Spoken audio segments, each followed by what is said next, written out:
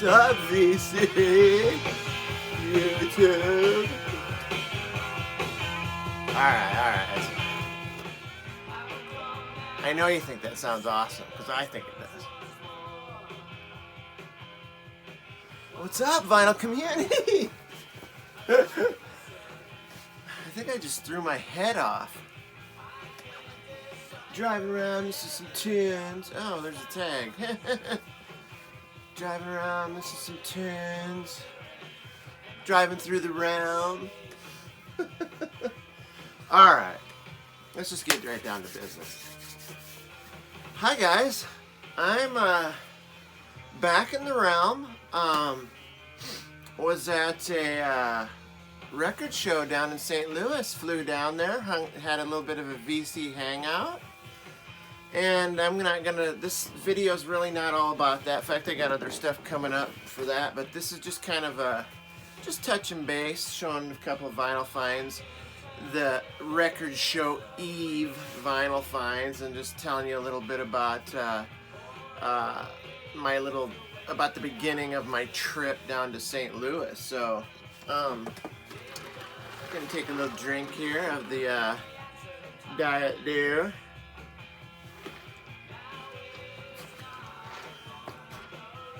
Alright.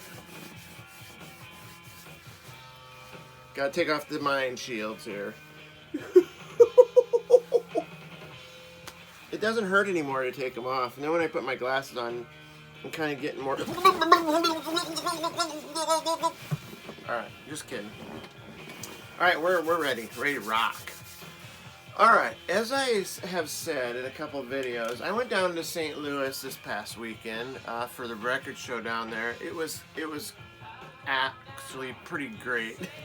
Pretty damn great, to be honest. Did a lot of hanging out with Dan from Dan's Vinyl channel, and got to meet some very cool people. Got to have face-to-face encounters with some people that you know quite well from the vinyl community and YouTube. Mr. Hall of Fame, Brandon. Met him, hung out with him for a little bit. Matt Sands, DJ Mellow Yellow from vinyl community. The Psychedelic Experiment, I believe, is the name of their channel, or yeah, Experiment. And also met a fella that watches the channel here. Him and his wife watch the channel. His name was Sam. God, I'm trying to remember his friend's name that broke his belt and had to hold his pants up the whole time. Maybe Carl? God damn it, now I had it and I forgot it. But anyway, I had a great time down there. And I scored a lot of records. I'm not gonna go through all these obviously right now, but those are for some future videos to show those. But when I got down there, Dan wheeled by the airport, picked me up. We wasted no time. We were within a half an hour, we were in record stores looking for records. So went to a place called Dead Wax, landed at Vintage Vinyl, where I probably scored most of the stuff I got that day. And I'm just going to show just quickly a few of the records that I got on the record show eve. But first of all, I'd like to do... Turn it down! Sorry, I had an outburst. I usually don't have outbursts like that about loud music, just occasionally. Anyway, let's get back to this. Some shout-outs. Some VC shout-outs. I don't do a lot of those. And here's why. Because I am a forgetful mother... I can't remember my own name half the time. But if you told me my name 5 minutes ago, I'd forget it. So, I forget about the shout-out stuff. Maybe you could say maybe I'm selfish, but I'm not. I'm giving. Vinyl community, I'm a giving. The Cosmic Brian is a giver. He's a giver, not a taker. Although he does take occasionally. In fact, he took some VCLT this weekend, which is another whole thing. Anyway, shout outs. First one is to my homie Logan Archer Mounts, Chicago, Illinois. He's got a killer contest going on right now to celebrate, I believe, either his 600 subs or 20 contest entries, whichever he hits first. There's spots left. Get them while they last, but there's spots left to get into the contest. There's a lot of cool twists and turns in the contest, and some unique prizes, and how he's going to distribute the prizes. I mean, who doesn't want free vinyl? I mean, come on, people. Yeah, so anyway, go back to Logan Archer Mounts, the channel, sub, and get in the contest. I mean, I know we're kind of burned out on contests right now, but what's one more? It's fun. And it gives you a good reason to show records. I mean, come on. Anyway, there's also some great vinyl finds videos out there. Eric Weinbender has a VC Hangout video. And ladies and gentlemen, may I present to you the return of Dustin, the sidekick, the Eric Weinbender, the reigning couch master at the Weinbender residence, has returned for a video, and yeah, it's a fisting video, I might add. So there's a lot of loose talk and a lot of greasy fists, and I'm not gonna go there, but it's about a 40-some minute video, but I'm telling you, every minute of it is worth it's almost kind of like a live, like one of those live feed things, only we don't get to talk to them, but it's fun to watch. And yeah, so it's just a gentle fisting. Sometimes it's a little bit more aggressive than gentle, but yeah, there's cigars, there's booze, there's loose talk, some cool albums. Definitely check it out. It's yeah, you know Eric, man. So you're in for, and then the return of Dustin. So come on. Anyway, going back, Omaha Introverts. I know this is going back probably about a week or so, but I'm kind of late to the party. But amazing Power Pop video, which is one of my favorite realms of music, and so check out that. It's like a history video of Power Pop.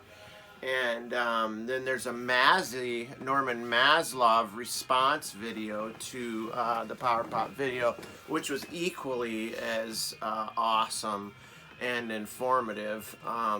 Man, I didn't realize that the iceberg went so far under the surface with the Power Pop.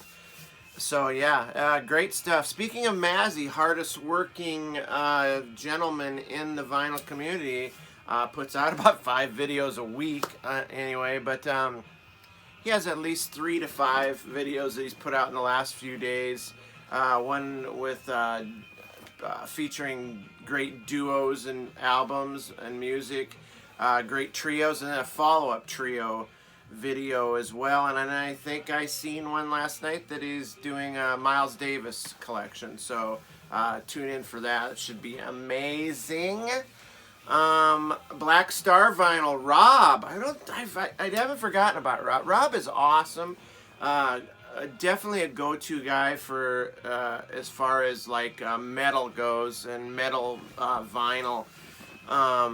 He is showing his best finds of I think it's best 19 vinyl records of 2019. So yeah, sure to be some killer metal shown there. So yeah, go and check Rob out at Black Star Vinyl.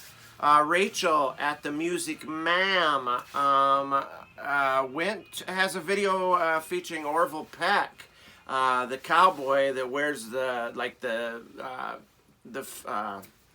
veil with the like streamy things down. Yeah, a unique take on country music, and a unique fellow. He's a great artist, by the way, and her visit to Ditch Records in Vancouver, so that should be cool to watch. Happy Hippie has a thread video under the covers thread, and that old goat's got a couple of videos out there too to check out. So just some quick shout outs there. Bill at I almost forgot. Bill at Michigan Record Club has, I believe, a 2 or 3 part Vinyl Finds video to check out as well. So yeah, lots going on in the vinyl community, so check that stuff out. And I'm just gonna show a couple things here that I picked up at a couple record stores on the eve of the great St. Louis record show of March 1st. Whatever. Anyway, first one I picked, I'm going to do this in order of kind of like how much I liked the records, I guess. I shouldn't say that because these first 3 are probably equally as... But anyway, first one. Boom! This is Dump Truck. D is for Dump Truck. This is their first record. This is very cool indie rock before I've ever heard the term indie rock. I mean, this is 1983, and cool indie rock like this did exist then. So kind of like indie rock before they called it indie rock. It's an American band whose core duo was Seth Tiven and Kirk Swan. They were the main songwriters, and they recorded some like 6 tracks as basically demos with the drummer Mark Mulcahy. They played bass on each other's songs, and it sounded great. They liked what they heard, so they recorded 6 more songs with another drummer, James Clement, and just put the 12 songs together and released all songs on this album called D is for Dump Truck. And as you can see, has definitely, like, even the cover has that like indie vibe to it. This is 1983, mind you.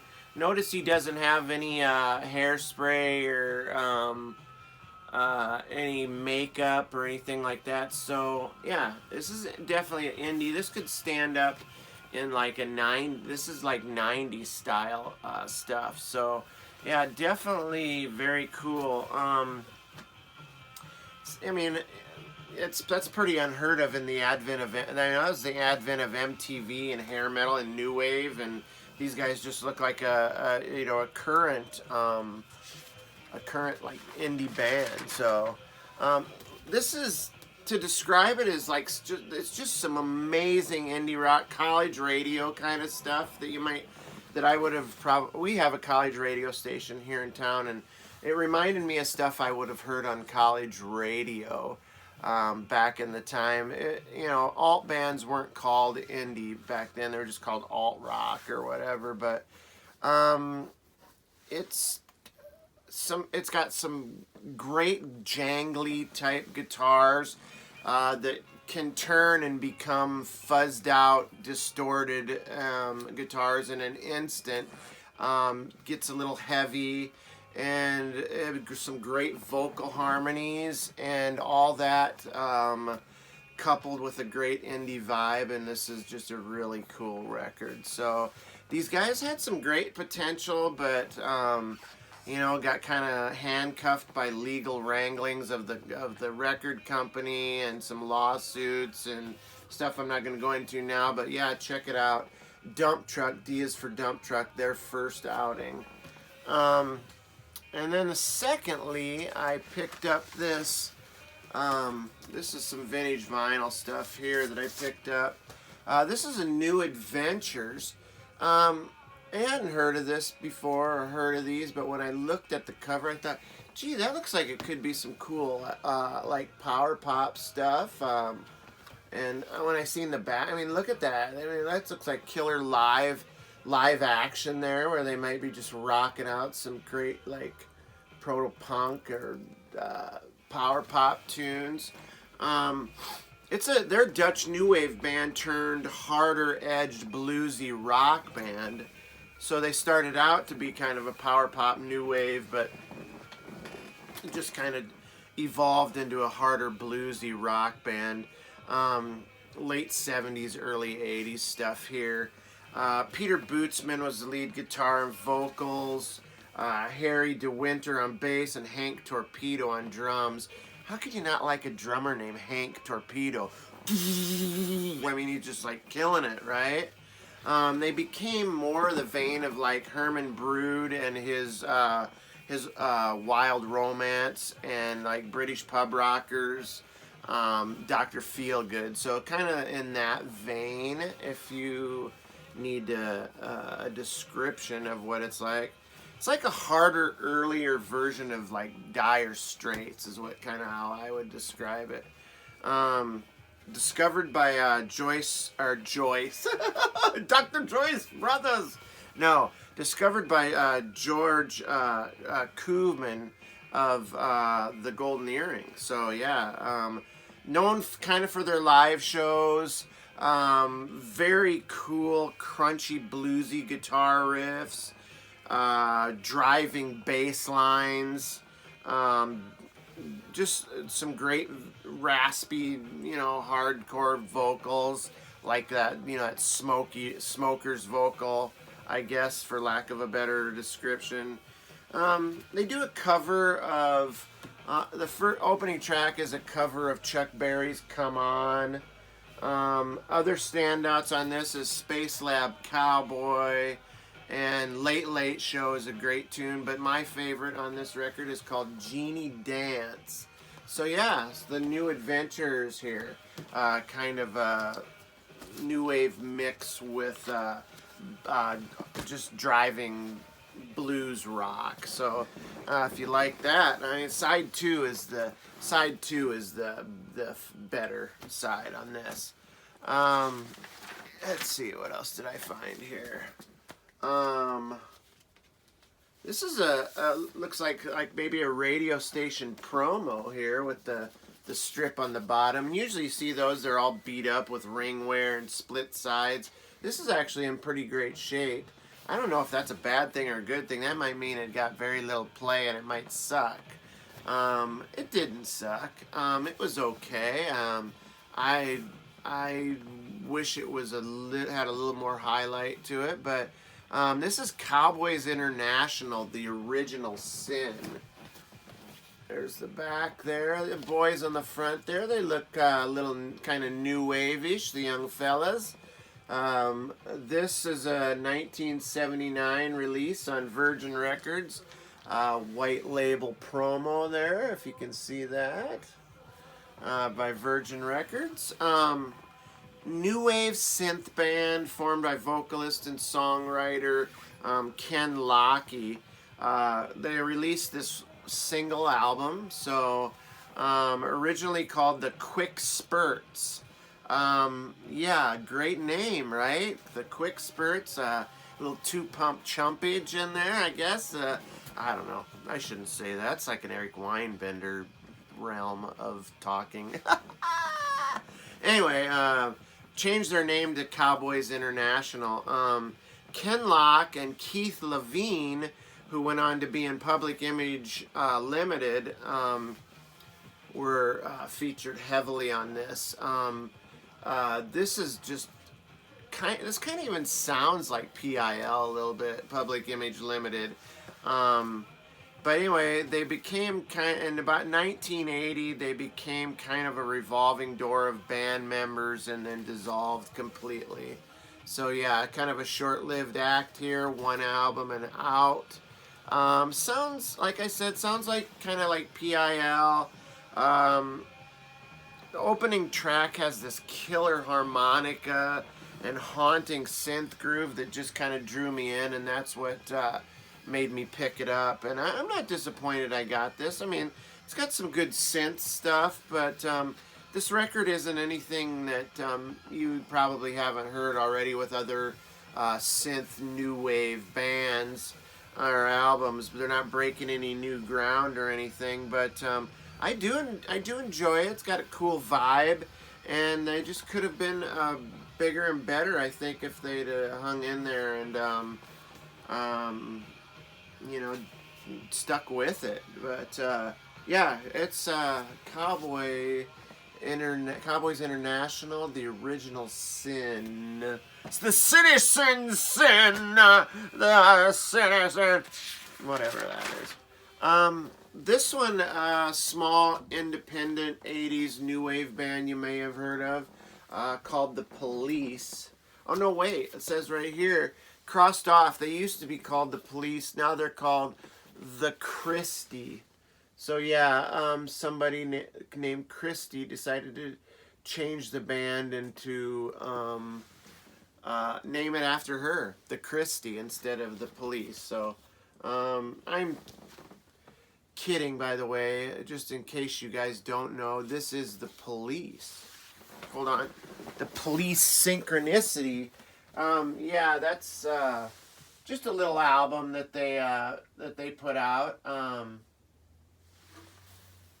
in about 84 or so. I guess it was 83.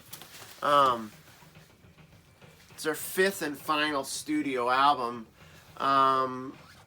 This is probably their most successful, I believe, of all their albums. It's MTV era record, accompanied by some killer videos. I'm sure you've seen the videos for King of Pain and Synchronicity, Wrapped Around Your Finger, Every Breath You Take. I think videos, I mean, this was just hit after hit, this record. Won 3 Grammys in '84.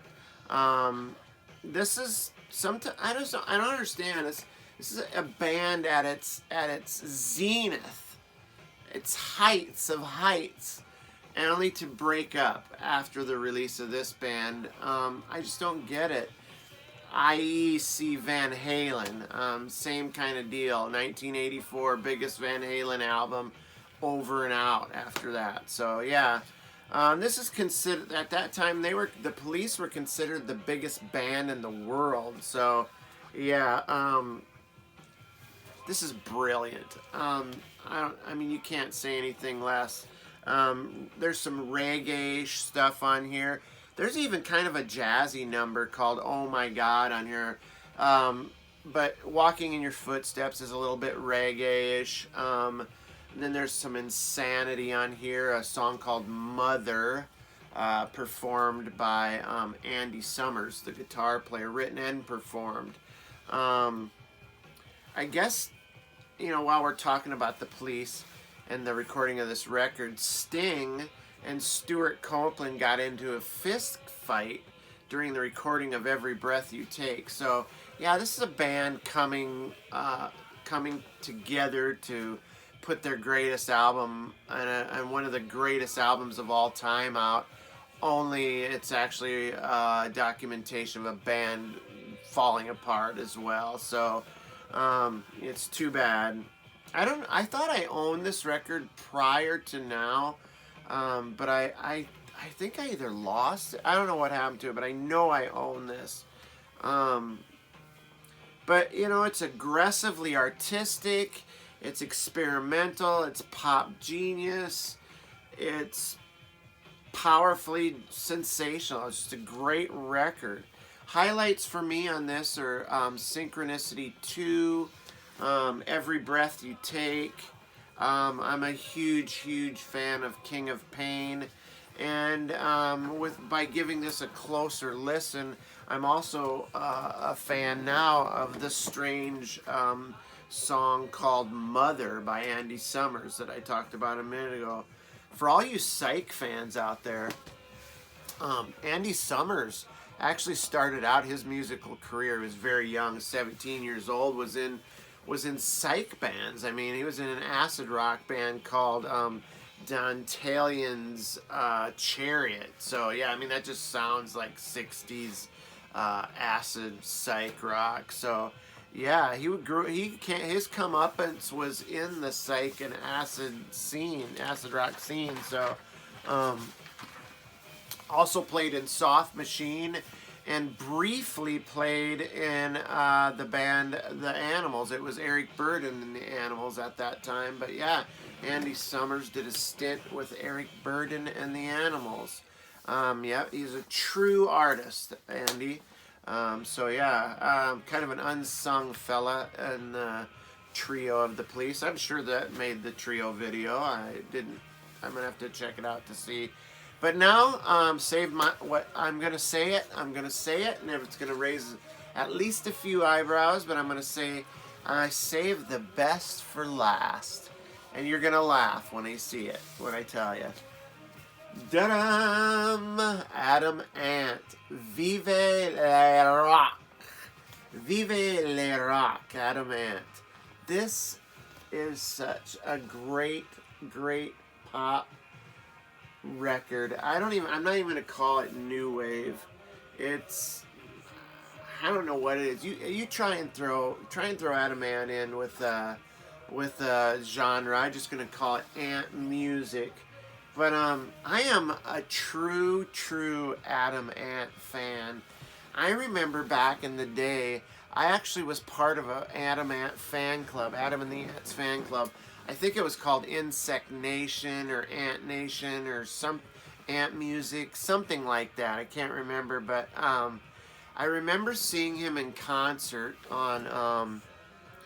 It was on MTV, and it was circa 81, 82, and it was they had aired a full concert, or I think it was around maybe the Prince Charming era, or maybe Friend or Foe. I can't remember, but I just remember seeing him, and the guys all dressed in their like dandy highwayman outfits, and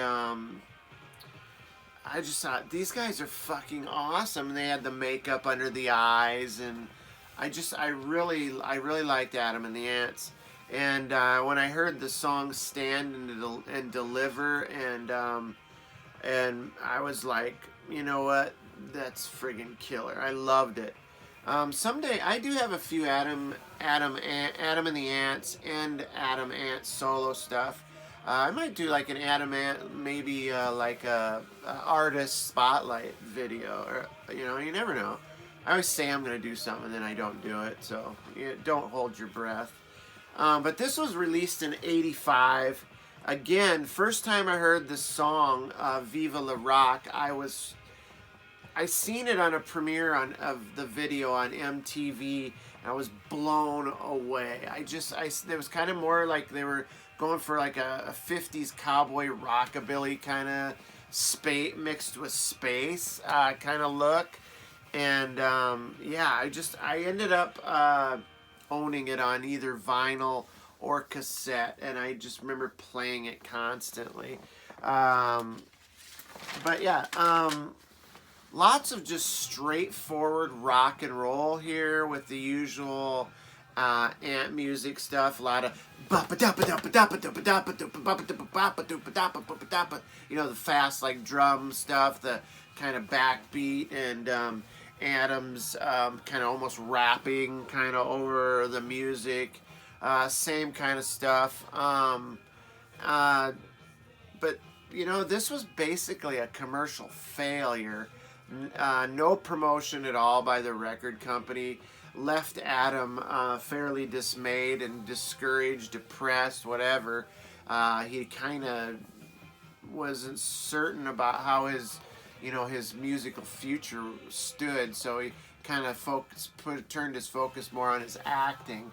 Thank God he has since come back to his music and still tours. Actually, is going to be in Kansas City on May 3rd, doing his thing, his Adam Ant thing. So, but this record has one of the my favorite lineups of Adam and the Ants, or Adam Ant. This is Adam right here. This is his long-standing co-writer and guitar player Marco Perrone. Marco has been with him. He was one of the only ones that Adam retained from his earlier group. And then you've got uh, Chris De Niro. Here was the bass player. And then you've got Count Bogdan Whistling on drums and percussion. This lineup was a great lineup. Heavy, hard driving rock mixed with the amp music, and it was produced by the great Tony Visconti, who was had produced acts such as Badfinger for the Beatles Apple label, also T-Rex, Gentle Giant, and his probably most famous client, David Bowie. So Tony Visconti produced. So it's going to at least sound, it's going to have a good sound to it. Sure, amp music isn't for everybody. It's for special people like us cosmic folks. So yeah, there they are, and Foursquare there. So yeah, that's just some stuff I picked up on the eve of the the record show down in St. Louis. So yeah, check out those records, some good stuff there. Gonna work on putting together some videos for these bad boys here. Quite a few to get through. Some good stuff in here. And then I'll show like the VCLT that I got from Dan and talk a little bit about the VC meetups and whatnot. So yeah, I'm out of here. Cosmic Brian is out of here. This is Cosmic Vinyl. You're in the cosmic realm. Please stop back again. I love having you over. Make your bed, for God's sakes, VC. Jesus. Make your bed.